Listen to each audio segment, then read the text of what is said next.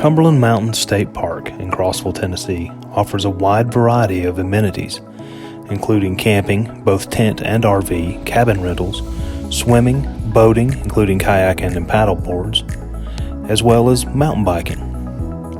This is the first time we'd ever actually camped out at Cumberland Mountain State Park, even though we're local here in Crossville.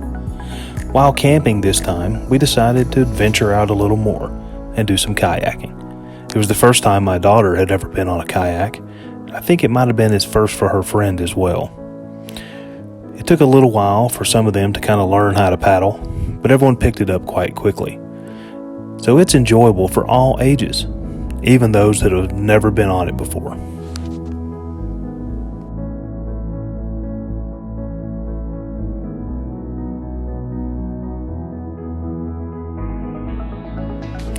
I apologize for some of the shaky video work. I didn't bring a GoPro mount with me. I was using one of the handheld flotation device mounts, so when I paddle here in just a few minutes, it's going to get a little shaky.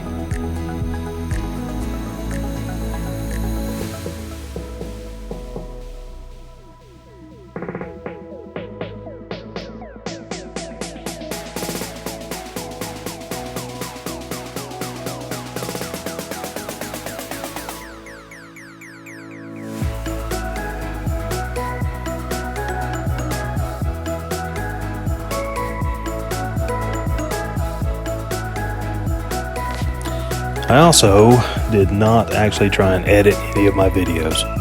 I just kind of stuck the different video clips up here with the photographs and pictures I'd taken with the GoPro. So it may be some pointless video here, but it was my first time out kayaking and trying to video all at the same time.